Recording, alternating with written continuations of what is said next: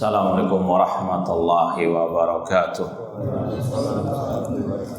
Innal hamdalillah nahmaduhu wa nasta'inuhu wa nastaghfiruh wa na'udzu billahi min syururi anfusina wa min sayyiati a'malina. Man yahdihillahu fala mudhillalah wa man yudlil fala hadiyalah. Ashhadu an la ilaha illallah wahdahu la syarikalah wa ashhadu anna Muhammadan abduhu wa rasuluh. Ya ayyuhalladzina amanu taqullaha haqqa tuqatih wa la tamutunna illa wa antum muslimun. Ya ayyuhan nasu taqu rabbakumul ladzi khalaqakum min nafsin wahidah wa khalaqa minha zawjaha wa batha minhuma rijalan katsiran wa nisaa wa taqullaha alladzi tasaaluna bihi wal arham innallaha kana 'alaikum raqiba. Ya ayyuhalladzina amanu taqullaha wa qulu qawlan sadida yuslih lakum a'malakum wa yaghfir lakum dhunubakum wa may yuti'illaha wa rasulahu faqad faza fawzan 'azima. Amma ba'd, fa inna asdaqal hadits kitabullah wa khairal hadi hadyu Muhammadin sallallahu alaihi wasallam wa syarrul umuri muhdatsatuha wa kullu muhdatsatin bid'ah wa kulla bid'atin dhalalah wa kulla dhalalatin finnar. Ma'asal muslimin ikhwani fillah wa akhwati, bapak-bapak, ibu-ibu, saudara-saudariku rahimani wa rahmakumullah. Alhamdulillah, segala puji bagi Allah Subhanahu wa taala yang mempertemukan kita kembali dalam kajian tafsir juz amma oleh Fadilatul Syekh Abdurrahman As-Sa'di rahimallahu taala. Semoga Allah Subhanahu wa taala menjadikan kita termasuk ke dalam sabda Rasulullah SAW, khairukum man ta'allamal Qur'ana wa 'allamah. Kata Rasulullah SAW, sebaik-baik kalian adalah yang belajar Al-Qur'an dan yang mengajarkannya. Baik, langsung saja kita lanjutkan Surat At-Takwir ayat yang ke-19.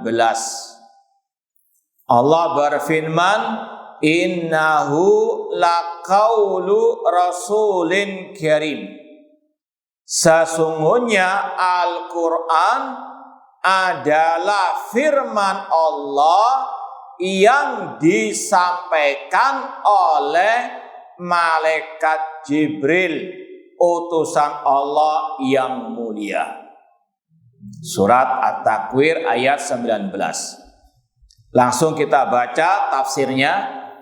Kata Syekh Abdurrahman As-Sa'di rahimahullah ta'ala, wa hadhi ayatun 'idhamun aqsamallahu 'alaiha liquwati sanadil Qur'an. Ini sudah kita baca pada pertemuan terakhir, namun kita ulang sedikit lagi. Allah Subhanahu wa taala di ayat sebelumnya, ayat 15 sampai 18, bersumpah dengan makhluk-makhluknya yang sangat berharga, dari bintang-bintang, malam dan siang. Kemudian kata Syekh, ini adalah ayat-ayat tanda-tanda kekuasaan Allah yang sangat besar, yang sangat agung, yang Allah bersumpah dengannya untuk menegaskan, untuk menjelaskan tentang kemuliaan sanad Al-Quran, wa jalalatihi, dan tentang keagungannya.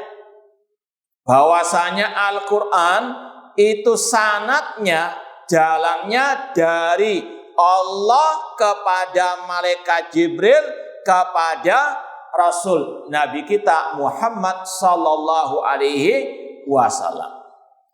Makanya sanad Ahlus Sunnah ketika mempelajari misalnya al-qiraah, bacaan Al-Quran, sebagaimana ketika Imam Ibnu Katsir rahimahullah menjelaskan tentang sanadnya Imam Syafi'i dalam belajar Al-Quran, itu sampai kepada Rasul, kepada malaikat Jibril, kepada Allah. Adapun selain ahli sunnah, mereka sanadnya kalau belajar Al-Quran dari Rasul, dari malaikat Jibril, dari Lauhul Mahfuz. Karena mereka tidak meyakini Al-Quran kalamullah. Maka sekali lagi, ini yang ditegaskan para ulama ahli sunnah wal jamaah. Al-Quran kalamullah, bukan kalam Nabi, bukan kalam Jibril. Seperti yang Allah tegaskan dalam surat At-Taubah ayat yang ke-6. Wa in ahadun minal musyrikin astajaraka fa'ajiru hatta yasma'a kalam Allah. Apabila ada seseorang dari kaum musyrikin yang meminta perlindungan kepada Nabi Muhammad, lindungilah dia sampai dia mendengarkan kalamullah. Allah sendiri yang menamakan Al-Quran, yang dibaca oleh Nabi Muhammad, yang didengar oleh para sahabat, oleh kaum muslimin, dengan kalamullah. Allah yang mengatakan demikian, bukan kalam Nabi. Ya. Makanya Ahlus Sunnah sepakat mengatakan Al-Quran kalamullah wa laysa bimakhluqin. Wa man qala al-Quran makhluk faqad kafara. Di antaranya Imam Asy-Syafi'i mengatakan Al-Quran adalah kalamullah, bukan makhluk. Dan barang siapa mengatakan Al-Quran makhluk, maka dia kafir. Dan sudah kita pernah sampaikan, Imam Al-Lalikai yang bermadzhab Asy-Syafi'i dalam kitabnya tentang akidah ahli sunnah, Syarh Usul I'tiqad ahli sunnah wal jamaah, beliau menyebut lebih dari 500 nama ulama ahli sunnah yang menegaskan, mengatakan seperti tadi, Al-Quran kalamullah, bukan makhluk. Yang mengatakan Al-Quran makhluk, maka dia kafir. Bahkan kata beliau, kalau aku mau menyebutkan nama-nama ulama yang lain dari ahli hadis misalnya, bisa ribuan yang menyatakan demikian. Al-Quran kalamullah, bukan makhluk. Yang mengatakan Al-Quran makhluk, maka dia kafir. Karena ini bentuk pelecehan kepada Allah. Ini bentuk mengingkari sifat Allah, yaitu sifat Al-Kalam. Dan kata para ulama, kalau orang itu tidak meyakini Al-Quran kalamullah, konsekuensinya, kelazimannya, kerusakannya banyak sekali. Yang pertama, dia telah menafikan sifat Allah, yaitu sifat apa? Al-Kalam. Yang kedua, dia menyerupakan Allah dengan benda mati yang tidak bisa apa? Berbicara. Atau dia menyerupakan Allah dengan makhluk yang bisu. Na'udzubillahi min dzalik. Orang yang mengatakan Allah tidak bisa bicara, tidak punya sifat kalam, dia menyerupakan dengan berhala-berhala, ataupun dia meniadakan uluhiyah Allah Subhanahu wa taala. Mungkin antum pernah ingat bagaimana ketika Nabi Ibrahim alaihissalam menghancurkan berhala-berhala, patung-patung yang disembah oleh kaum beliau. Kemudian beliau diinterogasi, beliau mengatakan fas'aluhum in kanu yantiku, tanya kepada berhala-berhala kalian kalau mereka bisa apa? Berbicara. Itu berhala nggak bisa bicara, namun Allah wa kallamallahu Musa taklima. Konsekuensi orang yang mengatakan Al-Quran makhluk atau bukan kalamullah banyak. Demikian pula kalau sudah diyakini Al-Quran bukan kalamullah, nggak ada penghormatan kepada Al-Quranul Karim. Dan ini terbukti dari ucapan oknum-oknum itu yang mengatakan Al-Quran kalam Nabi. Tidak apa-apa misalnya ada orang yang menginjak Al-Quran, maafkan saja. Na'udzubillahi min dzalik, seenak itu. Karena apa? Keyakinannya Al-Quran bukan kalam Allah. Bahkan ada kelompok yang mengatakan Al-Quran itu kalam makhluk, maka boleh direvisi sebagaimana kitab-kitab yang lain. Na'udzubillahi min dzalik. Ini sekali lagi banyak dampak negatif, kerusakan-kerusakan di balik ucapan Al-Quran bukan kalam Allah atau mengatakan Al-Quran kalam Nabi Sallallahu Alaihi Wasallam. Makanya sudah pernah kita sampaikan juga ucapan Imam At-Tahawi rahimahullah, ulama al-sunnah di abad keempat Hijriah, yang mengatakan wa innal Quran kalamullah minhu bada bila kaifiyatin qaulan wa anzalau ala rasuli wahyan wa saddaqahul mu'minuna ala dzalika haqqan wa aiqanu annahu kalamullah bil haqiqah wa laysa bi kalamil bariyah. Sesungguhnya Al-Quran adalah kalamullah, darinya lah berasal. Kita tidak tahu bagaimana Allah berbicara, dan Rasul SAW ditugaskan untuk menyampaikan Al-Quran tersebut dan dibenarkan oleh orang-orang yang beriman. Dan semua orang beriman yakin Al-Quran kalamullah bil haqiqah, secara hakiki itu kalamullah, bukan majaz. Wa iqanu annahu kalamullah bil haqiqah wa laysa ka kalamil bariyah, dan kalamullah tidak sama dengan kalam manusia atau kalam makhluk. Kemudian beliau mengatakan faman sami'ahu faza'ama annahu kalamul bashar faqad kafar. Kata Imam At-Tahawi rahimahullah, barang siapa mendengar Al-Quran dan dia mengklaim Al-Quran ucapan manusia, maka dia telah kafir. Wa qad zamahullah wa abahu bisaqar liman qala in hadza illa qaulul bashar. Allah mengancam, Allah mengecam orang yang mengatakan Al-Quran ucapan manusia dengan neraka sakor. Ya, ini sekali lagi akidah Ahlussunnah sepanjang masa Al-Quran kalamullah bukan ucapan manusia. Dan di antara syubhat orang-orang yang mengatakan Al-Quran ucapan Nabi Muhammad, di antaranya dalam surat Al-Haqqah yang ayatnya sama lafadznya dengan ini, innahu la qaulu rasulin karim. Mereka terjemahkan dengan kata-kata sesungguhnya Al-Quran ucapan Nabi Muhammad Rasul yang diutus oleh Allah Subhanahu wa taala.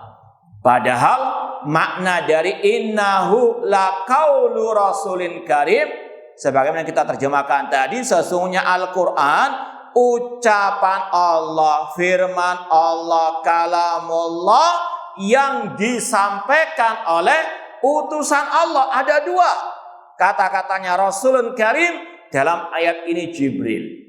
Dalam surat Al-Haqqah Nabi Muhammad sallallahu alaihi wasallam.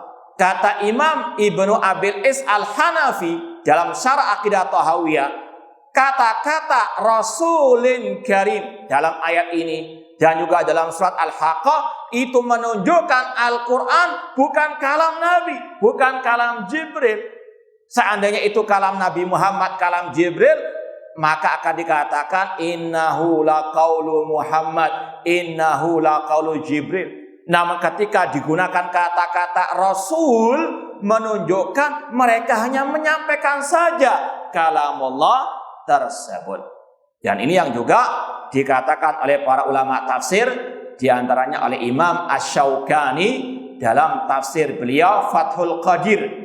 Kita bacakan di sini, ada di rumah kitabnya. Ini kita foto saja biar ringan. Kata Imam Asy-Syaukani, ini yang berkaitan dengan surat Al-Haqqah, ya, yang lafadznya sama, innahu laqaulu rasulin karim. Beliau mengatakan ai innal Qur'an la tilawatu rasulin karim. Sesungguhnya Al-Quran itu adalah kalamullah yang dibaca oleh Rasul yang diutus oleh Allah Subhanahu wa taala yang mulia. ala annal murad bi Rasul Muhammad SAW. Dalam surat Al-Haqqah yang dimaksud Rasul adalah Nabi Muhammad. Ai innahu laqaulun yuballighuhu rasulun karim. Itu makna innahu laqaulu rasulun karim. Sesungguhnya Al-Quran adalah ucapan, yaitu ucapan Allah yang disampaikan oleh Rasul yang mulia. Kalau dalam surat Al-Haqqah yang dimaksud Rasul yang mulia adalah Nabi Muhammad. Kalau yang dimaksud dalam surat At-Takwir ini siapa? Jibril. Itu makna innahu laqaulu rasulun karim. Sesungguhnya Al-Quran adalah ucapan Allah yang disampaikan oleh Rasul yang mulia. Kemudian kata Imam Asy-Syaukani lagi, wa ala kulli hal fal Quran laisa min qauli Muhammadin sallallahu alaihi wasallam wala min qauli Jibril. Kesimpulannya, Al-Quran bukan ucapan Nabi Muhammad, bukan pula ucapan Jibril. Bal huwa qaulullah. Bahkan Al-Quran adalah firman Allah, kalamullah. Ya. Fala budda min takdiri tilawah awit tabligh. Maka harus ada penafsiran tadi, innahu laqaulun yuballighuhu rasulun karim, innahu laqaulun yaqra'uhu rasulun karim. Ya, ini sekali lagi karena apa? Telah dijelaskan dalam surat At-Taubah ayat yang ke-6 tadi, Al-Quran kalamullah, bukan kalam Nabi Muhammad sallallahu alaihi wasallam. Dan ini juga ditegaskan oleh Imam Ibnu Katsir dalam tafsirnya juga tentang surat At-Takwir ini. Ya, kata Imam Ibnu Katsir, innahu laqaulu rasulun karim. Allah berfirman, sesungguhnya Al-Quran adalah qaulu rasulin karim, yakni inna hadzal Quran la tablighu rasulin karim. Sesungguhnya Al-Quran itu disampaikan oleh Rasul yang mulia.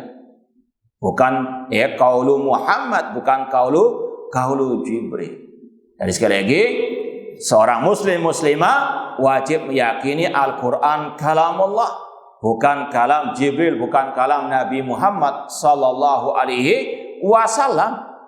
Dan sepanjang masa sejak Al-Quran diturunkan, ya, sampai detik ini dan sampai hari kiamat, kalau orang itu masih sehat akalnya, masih di atas fitrah yang salimah, dia mengatakan Allah berfirman di dalam Al-Quranul Karim. Namun kalau orang yang nggak sehat akalnya mengatakan Nabi Muhammad bersabda di dalam Al-Quran Al-Karim, ini pelecehan kepada Al-Quranul Karim. Naudzubillahi min dzalik. Nabi Muhammad sallallahu alaihi wasallam sendiri pernah berkata kepada sahabat-sahabat beliau, ala rajulun yahmiluni ila qaumihi fa inna quraisyan mana'uni an uballigha kalama rabbi. Adakah seseorang yang mau membawaku kepada kaumnya? Karena orang-orang kafir Quraisy melarangku untuk aku menyampaikan kalama Rabbi, yaitu Al-Quranul Karim. Rasul sendiri yang mengatakan Al-Quran kalamullah, kalamur Rabb, bukan kalam beliau. Maka sesat kalau ada yang mengatakan Al-Quran kalam Nabi Sallallahu Alaihi Wasallam. Nah, kita lanjutkan tafsir At-Takwir ayat ke-19. Kata Syekh Abdul Rahman As-Sa'di, Allah bersumpah dengan tadi makhluk-makhluknya yang luar biasa, berharga dan agungnya, untuk menunjukkan kekuatan, kedahsyatan sanad Al-Quran, kemuliaan dan bagaimana hifdhihi min kulli syaitonir rajim, dan Allah menjaga dari setan yang terkutuk. Dan kita wajib meyakini Al-Quran dijaga kemurniannya oleh Allah Subhanahu wa taala sepanjang masa. Tidak mungkin ada yang bisa mengotak-ngatik, merubah-rubah atau menambah mengurangi. Kalaupun ada yang berusaha, pasti cepat atau lambat akan ketemu. Karena Allah telah berjanji, inna nahnu nazzalna dzikra wa inna lahu lahafizun. Sesungguhnya kami yang menurunkan Al-Quran dan kamilah yang akan apa? Menjaganya. Beberapa hari yang lalu ana dapat kiriman WA, ya. Ada mushaf Al-Quran yang dalam surat Al-Kahfi itu parah kesalahan cetaknya. Ya, mungkin antum kalau punya cetakan, ya mungkin dari terbitan di sini, mungkin perlu dikoreksi, terutama surat Al-Kahfi ayat yang ke-8. Kalau antum hafal ayatnya, apa enggak yang ke-8? Wa inna apa? Wa inna la ja'iluna ma'alaiha sa'idan juruza. Ini ada mushaf, tulisannya itu wa inna la jahiluna. Pak, padahal ini berkaitan dengan Allah Subhanahu wa taala. Kalau aslinya wa inna la ja'iluna, sesungguhnya kami yang menjadikan. La ja'ilun pakai ain. Tapi tulisan di mushaf, ini ada yang ngirimi, tulisannya la jahilun, sesungguhnya kami jahil. Paham maksudnya? Naudzubillah min dzalik. Allah apa? Dikatakan la jahilun. Mudah-mudahan ini adalah apa? Ketergelinciran. Kalau kesengajaan kufur akbar, bisa murtad orang itu. Kalau dia sengaja menulisnya dengan apa? La jahilun. Allah dikatakan la jahilun. Ini fatalnya apa? Kesalahan. Makanya memang harus teliti dalam apa? Mencetak ya Al-Qur'anul Karim atau menerbitkan. Ya harus apa? Betul-betul teliti yang ngoreksi. Kalau enggak, ini fatal akibatnya. Bagaimana dikatakan wa inna la jahilun. Ya, sekali lagi kalau mungkin yang punya mushaf, terutama cetakan-cetakan yang ada lah di sekitar kita, coba dicek, ada enggak surat Al-Kahfi ayat yang ke-8. Wa inna la ja'ilun, itu yang benar. Paham ya? Maka sekali lagi, ini juga salah satu bukti bahwasanya cepat atau lambat kalau ada tambahan atau at-tahrif dalam Al-Qur'an pasti ketemu.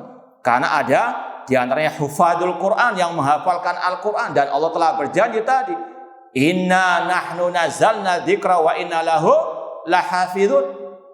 Sesungguhnya kamilah yang menurunkan Al-Quran dan kamilah yang akan menjaganya. Makanya sesat bin kufur kelompok Syiah Rafidhah yang menuduh Al-Quran yang ada di tengah kaum muslimin ini sudah tidak murni, sudah dikurangi. Bahkan hanya tinggal sepertiga saja. Tokoh mereka yang bernama Al-Kulaini dalam kitabnya Ushulul Kafi mengatakan bahwasanya sesungguhnya Al-Quran yang diturunkan malaikat Jibril kepada Nabi Muhammad jumlah ayatnya 17.000 kata mereka. Yang ada sekarang berapa? 6.000 sekian. Berarti apa? Hilang 2/3-nya. Ini tuduhan keji kelompok Syiah Rafidhah terhadap Al-Quranul Karim. Ya, belum lagi ditambah dengan ungkapan-ungkapan mereka yang lain. Di rumah anak ada bukunya kelompok Syiah Rafidhah yang judulnya Faslul Khitab fi Isbat Tahrif Kitab Rabbil Arbab. Judulnya saja jelas bagaimana tuduhan keji mereka kepada Al-Quran. Judulnya Faslul Khitab, ucapan paten tentang penetapan adanya tahrif, penyelewengan di dalam Al-Quran. Naudzubillah min dzalik. Ada di rumah kalau mau yang buktinya ada. Sekali lagi, dan juga ada dalam kitab Muqaddimah tafsir mereka. Tafsir Ayyasy, tafsir Al-Qummi. Di antaranya dalam Muqaddimah dijelaskan di dalam Al-Quran itu ada tahrifnya, ada tambahannya, ada pengurangannya. Ini akidah mereka. Makanya kalau dikatakan mereka ini saudara kita sama kaum muslimin, sama kitabnya. Sekali lagi, mohon maaf kalau mereka melecehkan Al-Qur'anul Karim dalam kitab-kitab mereka. Beda akidah kita, rukun iman kita beda. Bahkan syahadat kita juga beda. Seperti yang sudah pernah kita sampaikan, syahadat mereka ketika mendikte masuk kelompok agama mereka, asyhadu alla ilaha illallah wa asyhadu anna rasulullah, sama yang ketiga asyhadu anna Fatimah wa abnaaha al-maksumi hujajullah. Aku bersaksi bahwasanya Fatimah anak-anaknya itu maksum, yang maksum adalah hujah-hujah Allah. Dan yang keempat ini yang paling keji, wa asyhadu anna Abu Bakar wa Umar wa Utsman wa Aisyah wa Hafsah finnar. Aku bersaksi bahwasanya kata mereka Abu Bakar, Umar, Utsman, Aisyah dan Hafsah di neraka. Masihkah mereka dianggap minal muslimin? Naudzubillah min dzalik. Ya, maka sekali lagi ini yang harus kita yakini, Al-Qur'an dijaga kemurniannya oleh Allah Subhanahu wa taala dari semua gangguan setan yang terkutuk, baik setan dari kalangan jin maupun manusia. Innahu laqaulu rasulin karim wa huwa Jibril alaihi salam. Yang dimaksud dengan rasulin karim dalam ayat ini adalah malaikat Jibril. Nazala bihi minallah, yang mana malaikat Jibril membawa Al-Quran dari Allah Subhanahu wa ta'ala. Dan ahli sunnah mengatakan Allah yang langsung menurunkan Al-Quran kepada malaikat Jibril. Ya, Allah yang memperdengarkan kalamnya kepada malaikat Jibril. Dan namanya Al-Kalam, secara bahasa apapun itu dengan suara yang bisa didengar. Sebagaimana Allah berbicara dengan Nabi Musa alaihissalam, itu dengan suara yang didengar oleh mereka. Sebagaimana Allah mengatakan wa kallamallahu Musa taklima. Dan kata Imam As-Sijzi yang hidup kalau nggak salah abad ke-7 Hijriah, beliau mengatakan di mukadimah kitabnya Risalah Al-Zabid, sepakat manusia mulai zaman Adam, ya, bahwasanya namanya Al-Kalam itu pasti dengan suara. Kalau nggak bisa dengan suara, itu namanya bukan bicara, itu bisu. Naudzubillahi min dzalik. Maka naudzubillahi min dzalik kalau orang itu tidak meyakini Allah bisa berbicara, cuma bicaranya Allah tidak sama dengan makhluk. Nah, ini yang diyakini oleh ahli sunnah sepanjang masa. Allah berfirman, wa innahu latanzilu rabbil alamin. Sesungguhnya Al-Quran diturunkan dari Rabbil Alamin, Allah Subhanahu wa ta'ala. Makanya kaidahnya kata para ulama, Al-Quran itu kalamullah, entah yang ditulis di mushaf, entah yang dibaca oleh qari, entah yang didengar oleh telinga, entah yang dihafal oleh dada manusia, semuanya kalamullah. Karena kaidahnya al-kalam yunsab ilaman bada'ahu. Namanya kalam dinisbatkan kepada yang pertama kali mengucapkannya. Dan Al-Quran kalamullah, darinya berasal, Allah yang menurunkan. Maka sepanjang masa di apapun itu tetap dia kalamullah. Sebagaimana kalau misalnya antum yang pernah belajar hadis, ketika mendengar seorang khatib, ustadz membawakan ucapan innamal a'malu binniyat, sesungguhnya amal tergantung kepada niat. Itu ucapan siapa? Yang terbetul dalam benak antum, kalau antum paham hadis, itu ucapan siapa? Ucapan Rasul. Nggak mungkin antum mengatakan, oh itu ucapan sang ustadz. Bukan. Itu kalamun Nabi sallallahu alaihi wasallam. Mungkin antum yang pernah belajar syair-syairnya Imam Syafi'i, ketika antum mendengar seorang ustadz membawakan ucapan syakautu ila waqi'in su'a hifdzi fa arsyadani ila tarkil ma'asi. Aku pernah mengeluhkan jeleknya hafalanku kepada guruku yang bernama Waqi', lalu beliau memberikan aku wejangan untuk aku meninggalkan maksiat. Yang terbetul dalam benak antum, ini ucapan siapa? Imam Asy-Syafi'i rahimahullah. Karena kaidahnya setiap ucapan dinisbatkan kepada yang pertama kali apa? Mengucapkannya. Maka Al-Quran ya sampai kapanpun adalah kalamullah, entah yang ditulis di mushaf, yang dibaca oleh qari, yang didengar oleh telinga, yang dihafalkan dalam dada, itu kalamullah. Wa innahu la tanzilu rabbil alamin, sesungguhnya Al-Quran diturunkan dari Allah Rabbil Alamin. Nazala bihi ar-ruhul amin, yang dibawa oleh malaikat Jibril, yang digelari dengan ar-ruh. Sebagaimana dalam surat Al-Qadr, tanazzalul malaikatu war. Ada yang tahu enggak kenapa malaikat Jibril dinamakan ar-ruh? Nah, biar enggak ngantuk. Nah, ada yang jawab. Kenapa kok malaikat Jibril dinamakan ar-ruh? Karena membawa apa? Kamil, zid. Naam, ahsanta, barakallahu fiik.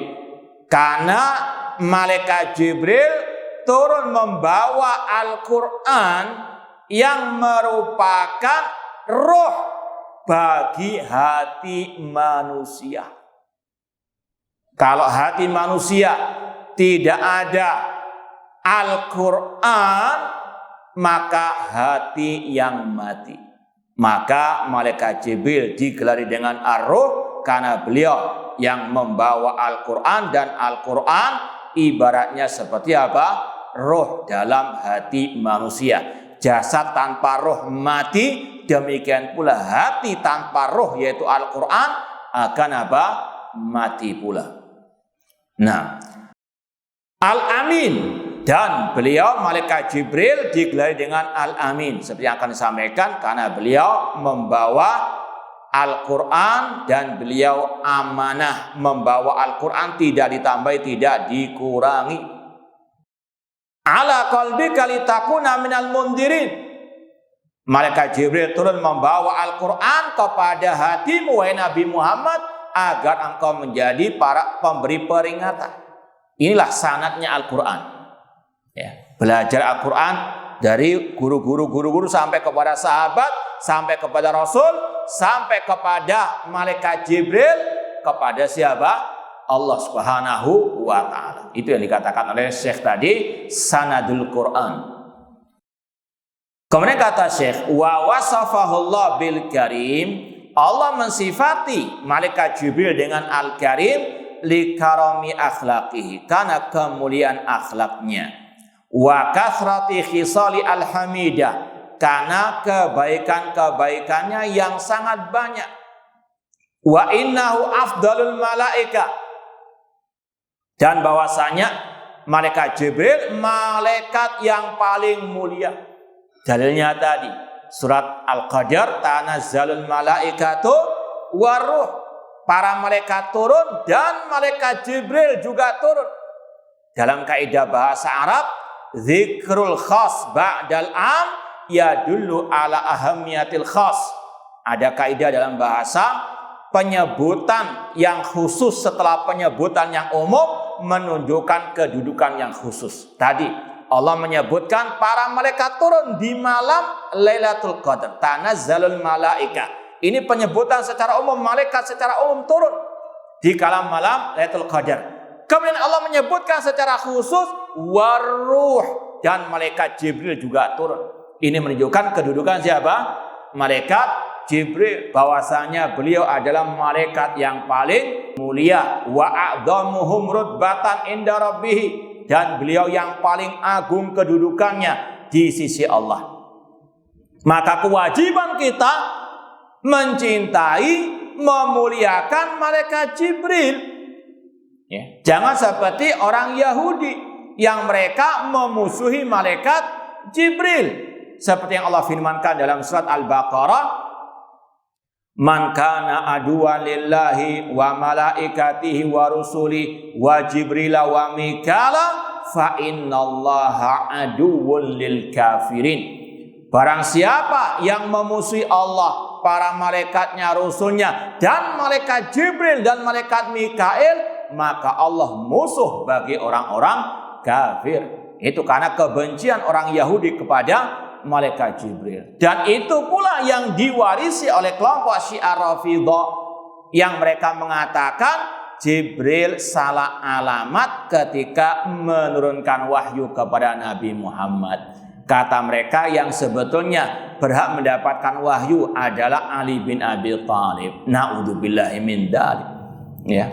Bahkan dalam salah satu kitab tokoh mereka yang judulnya Al-Hukumatul Islamiyah oleh Al-Khumaini, dia mengatakan bahwasanya kami punya akidah bahwa imam-imam kami punya kedudukan yang tidak bisa digapai oleh malaikat yang dekat, yaitu maksudnya malaikat Jibril, dan tidak pula digapai oleh Rasul yang diutus oleh Allah. Artinya mereka punya keyakinan imam-imam mereka kedudukannya lebih tinggi daripada malaikat Jibril, daripada Nabi Muhammad sallallahu alaihi wasallam.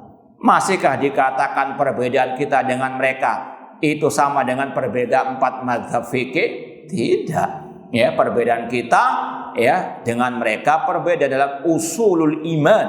Nah, intinya sekali lagi, malaikat Jibril malaikat yang mulia yang wajib dicintai dan dihormati sesuai dengan kedudukannya.